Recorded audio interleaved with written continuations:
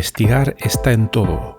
Soy Horacio Pérez y esto es Investigando la Investigación, un espacio para explorar la investigación sin límites ni fronteras más allá de áreas o etiquetas, porque nunca sabemos dónde puede llevarnos una idea.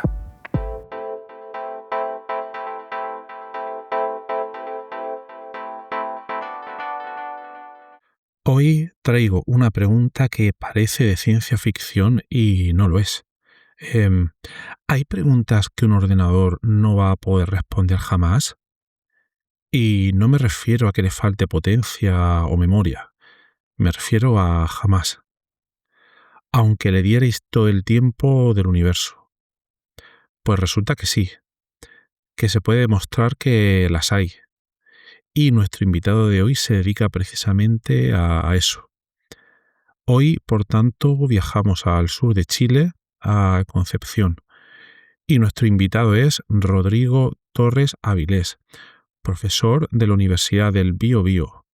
Y os aviso de que este hombre tiene dos vidas investigadoras. En una demuestra teoremas sobre máquinas de Turing, muchas veces él solo con papel y lápiz. Y en la otra dirige a estudiantes comprimiendo datos con proyectos, experimentos y plazos. Así que guardaos esta imagen porque las dos vidas van a dos relojes distintos. Y ese que va a ser el hilo de todo el episodio. El mismo que se va a presentar mejor que yo, así que no me enrollo más. Bueno, solo comentar que este episodio lo hemos grabado en diferido mediante notas de audio en WhatsApp. Rodrigo desde Concepción y yo desde España. Cada uno cuando podía. Bueno, y si tenéis más curiosidad, en el episodio 205 del podcast explico cómo se graba este tipo de episodios. Y os recomiendo que escuchéis hasta el final, porque hablando de las demostraciones que se le han resistido, Rodrigo suelta una frase sobre su propio oficio, que es de lo más honesto que yo creo que se ha dicho en este podcast.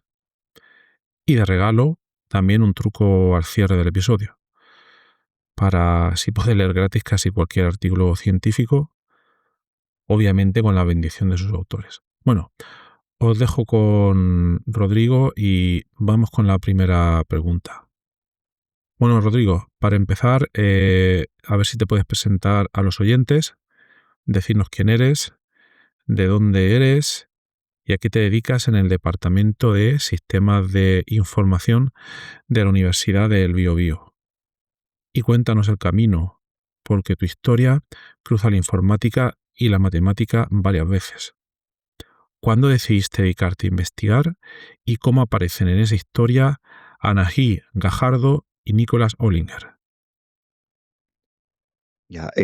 Mi nombre es Rodrigo Torres Avilés. Tengo que decir el segundo apellido porque Rodrigo Torres hay muchos, especialmente en la investigación.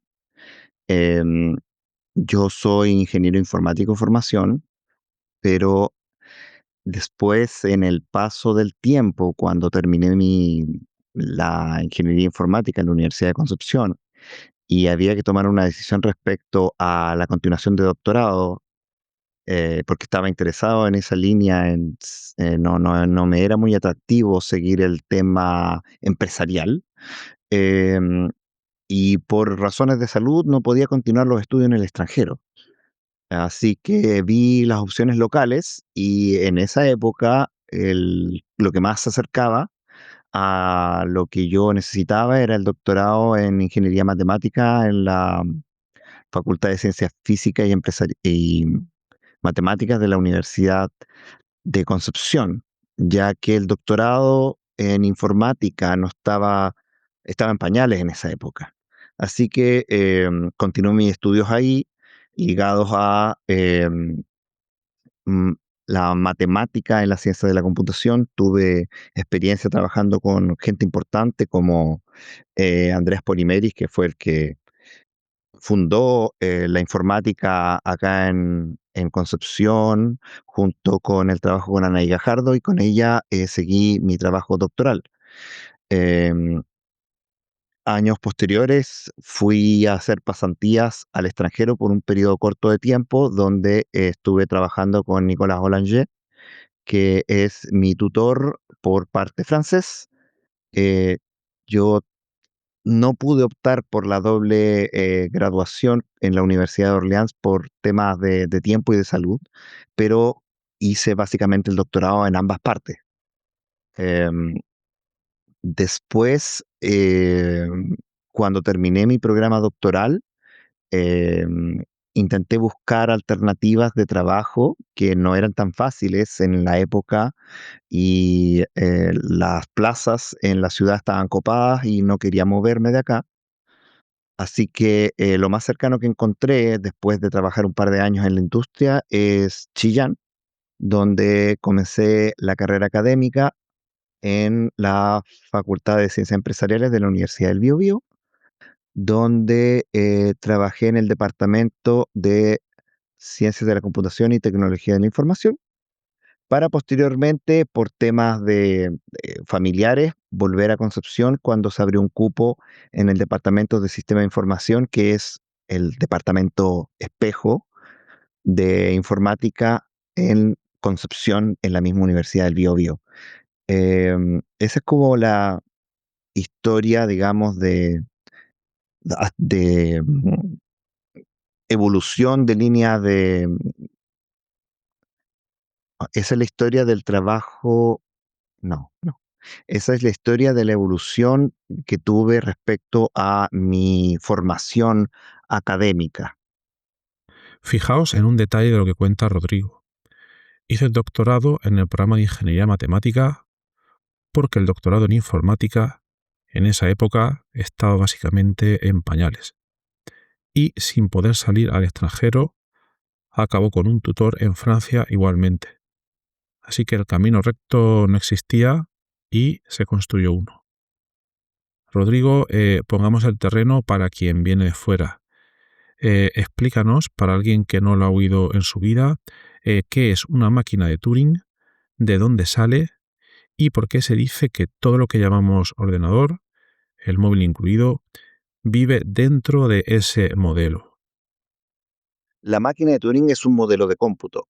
En realidad, deberíamos decir, es el modelo de cómputo, porque si bien existen varios, el modelo más famoso, el de mayor impacto, es el de Turing. Este modelo se creó como respuesta a una pregunta de principios del siglo pasado por Hilbert, que tenía la intención de formalizar la matemática, de llevarlo a un punto de vista un poco más exacto, decidible, manejable, paso a paso. Eh, si bien hubieron varios trabajos anteriores muy importantes, como los de Cantor o los de Kurt Gödel, finalizó esto con el trabajo de Alan Turing, que él creó una máquina automática teórica con la intención de que esta máquina pudiera hacer matemáticas y resulta que tenía un no un error, pero sí un defecto, que había algo en particular que la máquina no podía calcular. Entonces, este modelo formalizó la idea del cómputo y de ahí que después Turing ocupara el modelo para construir un sistema real que ayudó al descifrar los códigos nazis en la Segunda Guerra Mundial, a lo cual siempre recomiendo que vean la película biográfica de Alan Turing que relata la historia y es muy interesante. Y ahí es donde efectivamente cobró la importancia, digamos, salvó decenas de millones de vidas con este sistema que se puso en práctica y es lo que llevó al computador de hoy en día.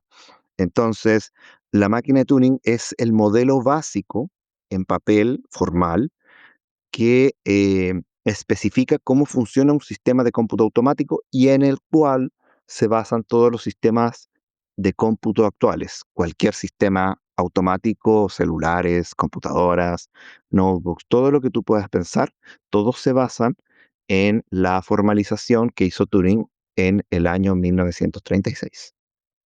Quedas con la fecha 1936. Turing formaliza qué significa computar. antes de que incluso exista el primer ordenador. Y ya en el papel, la máquina nace con un defecto de fábrica. Hay algo que no puede calcular. Y ahí vamos, Rodrigo. Explícanos qué significa que un problema sea indecidible, que no es cuestión de esperar más ni de comprar un ordenador más grande.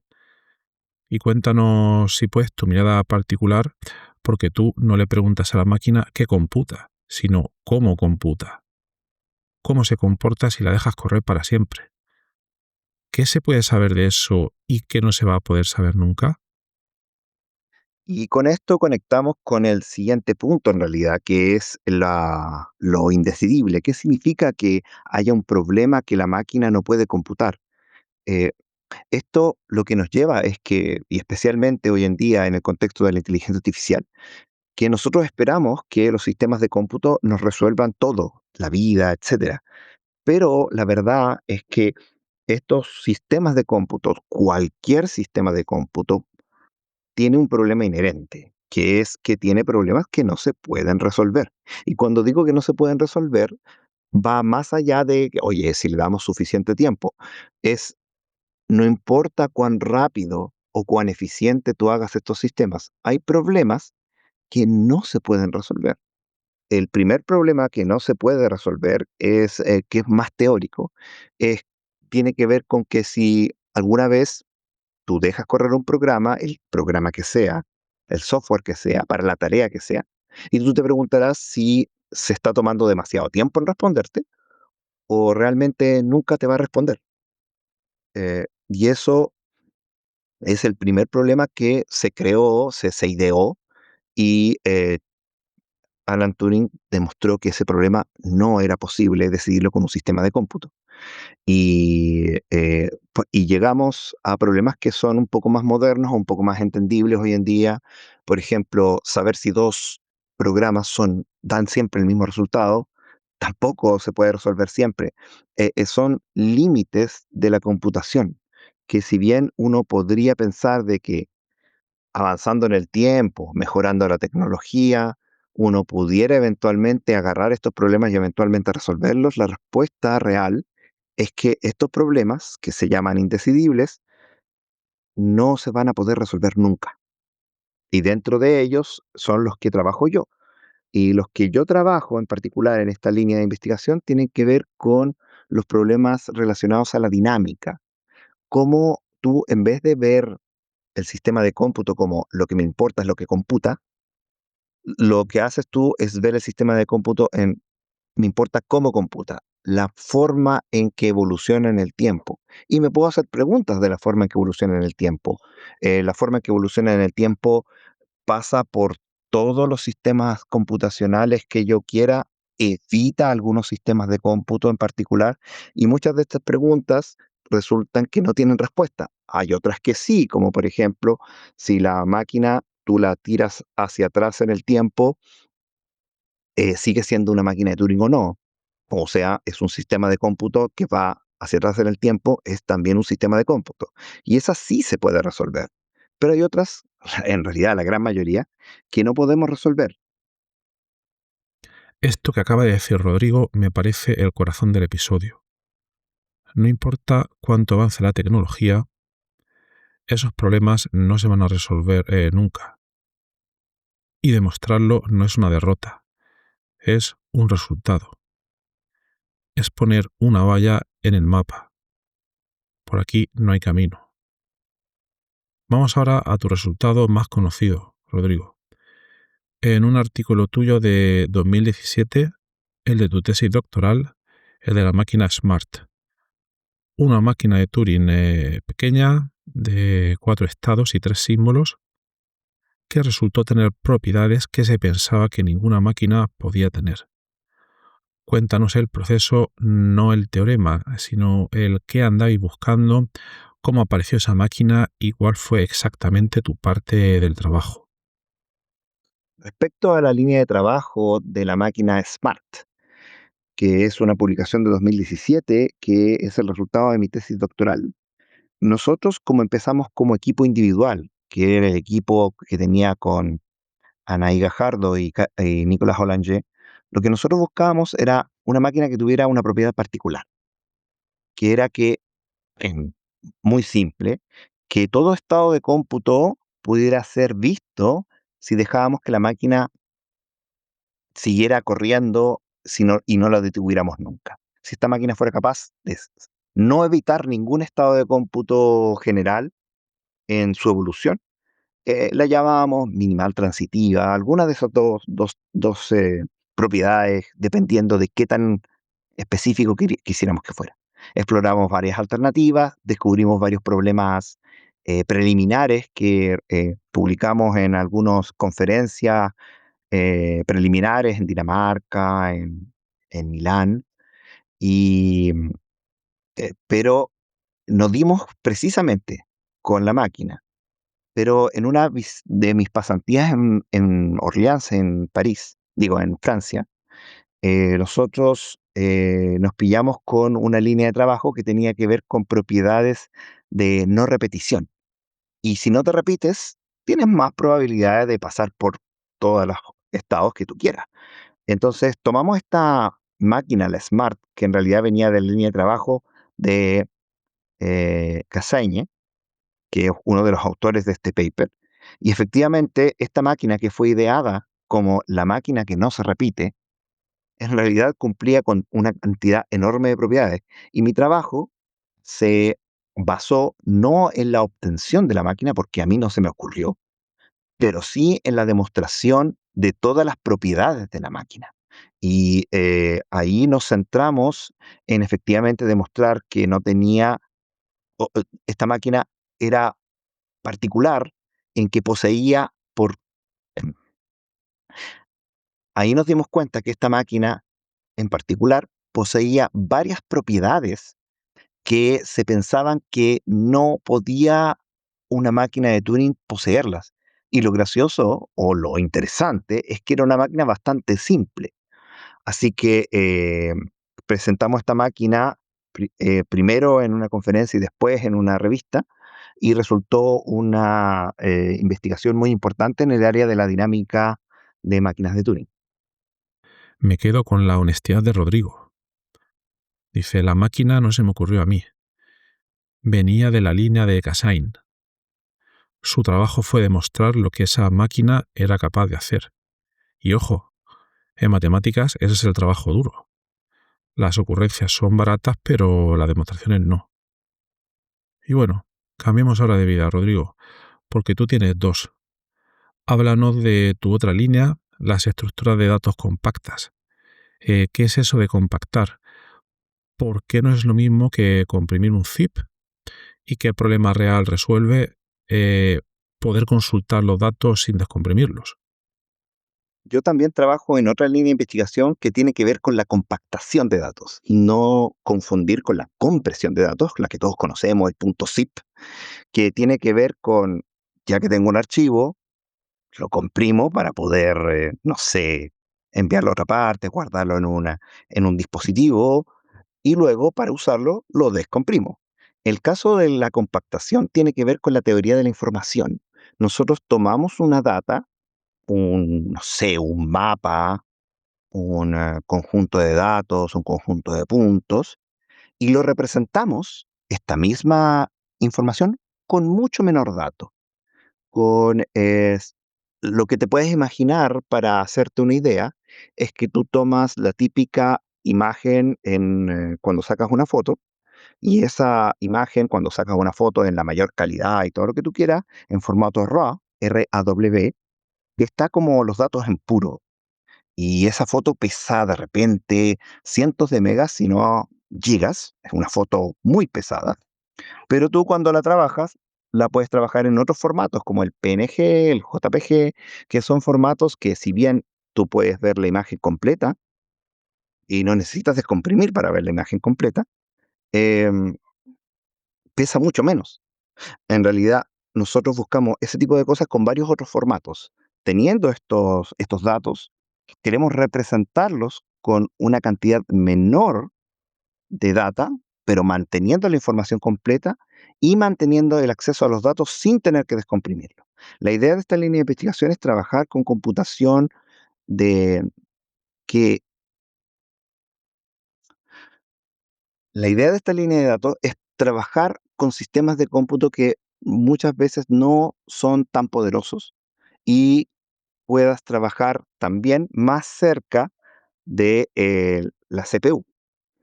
En términos informáticos, mientras tú tengas tu información más lejos del centro de cómputo, más lento es el sistema.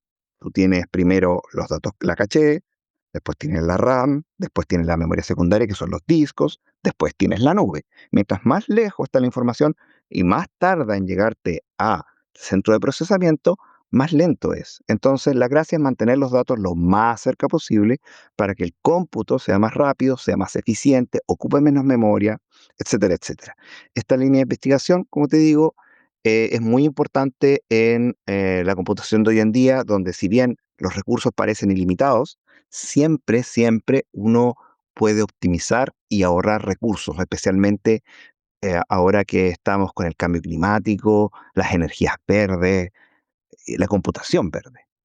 En particular, hay un caso muy interesante que me acuerdo que leí una vez, que un chico que salió a trabajar y llegó a Pinterest, redujo la cantidad de servidores que ocupaban para guardar toda la información que tú tienes de 20 a 1 o 20 a 2. Y eso es un ahorro en consumo, en dinero, en mantención enorme. Y ese tipo de cosas son las que buscamos con esta segunda línea de investigación.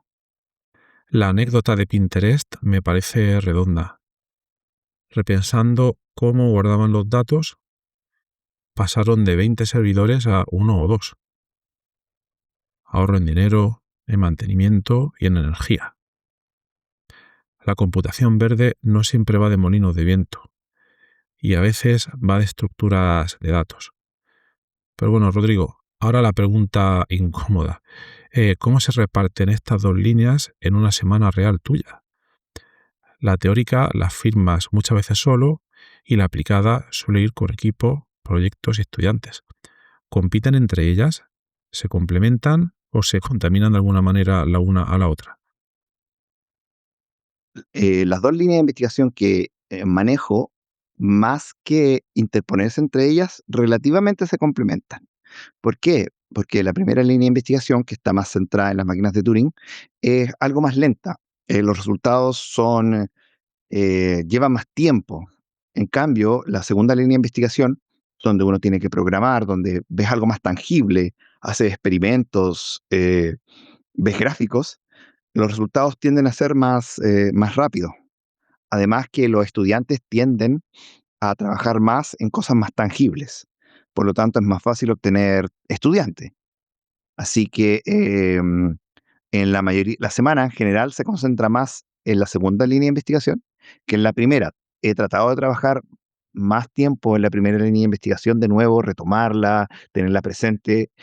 Trabajo un poco en ella, pero en realidad es muy difícil llevarla en términos temporales, en términos de resultados, porque la vida académica, especialmente en Chile, es muy competitiva respecto a los números. Entonces, es muy difícil mantener números con una línea de investigación donde los resultados se dan cada 2 años, en vez de la otra línea de investigación donde tenemos 2 resultados por año. En el resultado me refiero a revistas. En ese sentido, eh, podemos decir que una tiende a subvencionar a la otra. Ahí ha salido la frase que para mí define este episodio. Una línea subvenciona a la otra. Es decir, la aplicada pone los números que exige el sistema, 2 revistas al año. Y con eso compra el tiempo de la teórica, que da un resultado cada 2 años. Se puede ver como un matrimonio de conveniencia y que la verdad es que funciona. Y bueno, y ahora hablemos del oficio, Rodrigo. Lleva muchos años publicando con Ollinger en Orleans y con Gajardo en Concepción, a distancia, sí. Desde antes de que trabajar así fuera lo normal, ¿cómo se sostiene eso en el día a día? Y la parte dura. Cuando una demostración lleva meses sin salir, ¿cómo distingues entre no sale porque estoy equivocado y no sale porque todavía no lo veo? Y comparando con la otra línea, ¿qué significa terminar en cada una? Efectivamente, en el área de la teoría es muy complejo trabajar con preguntas que son poco tangibles. Cuando nosotros estamos ante un problema y queremos llegar a una demostración de que algo existe o es decidible o indecidible, pasamos muchos meses en los cuales las ideas que estamos trabajando resultan infructuosas. Entonces, caemos en la incertidumbre. Nosotros, mientras trabajamos con mis colegas, que generalmente, a pesar de la distancia, nos hemos llevado bien en el trabajo por correo, porque al final la matemática es muy agarrable, no es una cosa que puedas argumentar, simplemente algo es verdadero o no lo es. Entonces, puedes trabajar perfectamente con personas que no están acá y no necesitas cámara, no necesitas Meet, no necesitas Zoom, no necesitas Teams. Es simplemente mandas tu draft y la gente opina. O sea, más que opinar, la gente eh, revisa tus resultados, las que trabaja contigo, y ve si es que hay errores o no. Entonces, desde ese punto de vista, es fácil trabajar a distancia, pero es difícil trabajar en estos problemas porque eh, si algo no sale, tú no tienes ningún tipo de seguridad de que es por tu incapacidad o simplemente porque no se puede. Porque hay resultados en matemáticas que, aunque son verdad, simplemente no hay forma de demostrarlos. Eso es un resultado del trabajo de, de Hilbert, Gödel y Turing. Hay verdades que no se pueden demostrar que son verdades. Y puedes que tú estés trabajando justo en una de ellas. Y eso complica un poco porque trabajas en la incertidumbre, en en, em, en no saber si es que lo que estás trabajando efectivamente tiene una respuesta. Hay problemas que estamos trabajando de hace 10 años y no tienes ninguna respuesta, como es la mezcla topológica, que tiene que ver con cuantizar, volverlo cuantitativo la dinámica, poder saber si es que hay ventanas entre sistemas de cómputo que siempre se alcanzan independiente del tiempo. Y eso es un resultado que nos ha costado mucho lograr en los sistemas de cómputo en los cuales trabajamos. Así que, claro, es un tema que, que se complica. Ahora, respecto al segundo tema, eso es un poco más agarrable, digamos. Lo puedes probar contra la literatura. Tú obtienes un sistema, eh, pruebas una idea de compactación, ves cuánto compacta, lo comparas contra la data, y si ganas o pierdes. Entonces es más agarrable y por eso es que para los estudiantes suele ser un tema más fácil de trabajar, para nosotros es un tema más fácil de obtener, más fácil de contrastar. Ojo a lo que acaba de decir Rodrigo, porque es de las cosas más honestas que yo creo que se han dicho en este podcast. Cuando una demostración no sale, no sabes si es por tu incapacidad o porque no se puede, ya que hay verdades que no se pueden demostrar. Y esto ya lo probaron Gödel y Turing. Y puede que estés trabajando justo en una. 10 años lleva con la mezcla topológica sin respuesta. 10 años. Y ya para terminar, Rodrigo, ¿qué es lo que más te gusta y lo que menos te gusta de este oficio de la investigación? Por otra parte, ¿cómo es hacer ciencia y ciencia teórica desde una universidad pública del sur de Chile? ¿Qué le dices a un estudiante tuyo que te suelta, que quiere dedicarse a lo teórico? Y bueno, y también dinos, por favor, dónde puede la gente encontrar tu trabajo.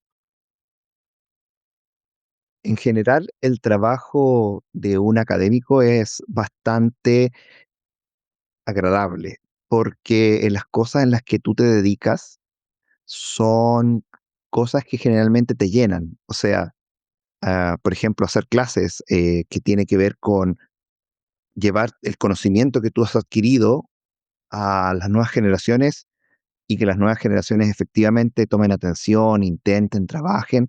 Eso es algo importante y es algo que además es bastante fructífero. Los estudiantes en las universidades públicas de Chile son estudiantes esforzados que trabajan, que tienden a poner mucha atención, que entonces es muy fácil trabajar con ellos. Por el lado de la investigación, también tiende a ser bien agradable porque estás trabajando en algo que tú te formaste, en algo que te gusta, en algo que es parte de tu especialidad y de tu formación. No estás trabajando en algo que no te interese. Eh, lo complejo de la vida académica tiene que ver más con, por lo menos desde mi punto de vista, cuando tienes que hacer trabajo administrativo, de gestión. Yo soy director del magíster en ciencia de la computación y el trabajo ligado a la gestión tiende a ser más complejo para mí. Y ese es lamentablemente el que más tiempo me lleva. Entonces, una de las dificultades de hacer ciencia desde el sur de Chile, de una universidad pública, tiene que ver con que hay muy poco espacio en términos de tiempo y de recursos para hacer investigación. La pelea por los recursos es muy, muy difícil. Hay mucha gente, nosotros competimos por los recursos con premios nacionales, de repente hasta premios internacionales, y estás compitiendo con los mismos recursos y es muy difícil cuando tu competencia no solamente tiene mucho más currículum, sino que además trabaja en unas universidades que tienen mucho más recursos y por lo tanto le dan mucho más tiempo de investigación del que tú puedes poseer en una universidad como las que uno trabaja. Eh, Así que tiene su dificultad. Eh, sin embargo, sin embargo, yo le recomiendo a las personas que sienten este llamado o tienen esta inquietud de trabajar en la frontera del conocimiento, que, que lo intenten, que sigan el trabajo, porque es dentro de todo lo que tú haces y dentro de todas las vicisitudes que tú puedas enfrentar, es un trabajo que te llena, que te permite desarrollarte no solo profesionalmente, sino que personalmente. Y si bien hay instituciones que tienen distintos tipos de política para cómo trabajas, siempre hay una institución donde tú te puedas acomodar. Yo en particular me gusta mucho trabajar en la universidad pública por los estudiantes con los cuales trabajo, por la identidad de la universidad y eso es parte de lo cual yo me mantengo trabajando en la institución en la cual trabajo. Finalmente, si están interesados en las cosas que trabajamos, nuestras investigaciones están disponibles en varias partes de la Internet. Pueden ver los enlaces en los DBLP buscando por mi nombre, en Google Scholar buscando por mi nombre. Y si es que hay un artículo o hay una investigación que ustedes por el resumen les encantaría leer, la mayoría, si no todos los investigadores, están encantados de compartirle su investigación. Usted simplemente nos escribe un correo si es que no lo pueden encontrar gratis y nosotros se lo enviamos sin ningún problema. La mayoría de las investigaciones sí tienen una versión gratuita para leer. Así que eso, muchas gracias. Bueno, hasta aquí el episodio de hoy con Rodrigo Torres. Déjame recoger las ideas que me llevo, que yo creo que son unas 5. La primera es que hay problemas que ningún ordenador va a resolver nunca. Y no es una opción, es un teorema. Y demostrarlo no es una derrota, es poner una valla en el mapa diciendo algo así como que por aquí no hay camino. En tiempo de inteligencia artificial, que parece que todo se puede hacer, conviene recordar que el no se puede también es un tipo de ciencia. La segunda sería que la honestidad de Rodrigo con su máquina Smart es muy relevante. Él dice, a mí no se me ocurrió. La máquina venía de otros. Su trabajo fue demostrar de lo que era capaz. Las ocurrencias son baratas o fáciles, pero las demostraciones no. La tercera idea que me llevo es que compactar no es lo mismo que comprimir. Es representar los datos con mucho menos espacio y poder consultarlos sin descomprimirlos. Y esto no es un juguete teórico. Acordaos de Pinterest, de 20 servidores a 1 o 2. La cuarta sería, y aquí vuelven los dos relojes del principio, la línea aplicada da 2 resultados al año y la teórica 1 cada 2 años. Y en un sistema que cuenta números, una subvenciona a la otra. A mí esta es una de las que más interesantes me ha parecido, porque es la economía real de la ciencia contada sin adornos. El reloj rápido, de alguna manera, podemos decir que paga el tiempo del reloj lento entre comillas, claro. Y la quinta, para los que investigáis, cuando algo no te sale durante meses, escuchad cómo lo vive Rodrigo. No sabes si es por tu incapacidad o porque directamente no se puede. Porque hay verdades que no se pueden demostrar y puede que estés trabajando justo en una. 10 años lleva con un problema abierto y ahí sigue. Eso también es el oficio de investigar. Bueno, y el regalo prometido. Si un artículo científico no os aparece gratis, pues simplemente le escribís un correo a sus autores y algunas veces, la mayoría de ellas, pues os lo mandarán encantados. Lo ha hecho Rodrigo y doy fe. Pocas alegrías además le dan a un investigador y son comparables a que alguien quiera leer su trabajo. Bueno, y por última, si el episodio os ha gustado, ya sabéis, os agradecería mucho si le dais a like, os suscribís o lo compartís en Spotify, Apple Podcast, YouTube o la plataforma en la que estéis, donde quiera que lo estéis escuchando. Y bueno, y como este episodio se grabó entero por WhatsApp, el sitio natural para comentarlo es nuestra comunidad de investigadores, en la siguiente dirección, Horacio, con H con C, horacio-ps.com/comunidad. Entrad, dejad vuestra pregunta en audio e igual acabáis dentro del próximo episodio. Y bueno, si queréis recibir también cada episodio con sus notas o contenidos adicionales, os podéis suscribir a la newsletter del podcast en horacio-.com/newsletter. Pues nada más, gracias por llegar aquí, investigadores, que tengáis un maravilloso día y nos escuchamos en el próximo episodio.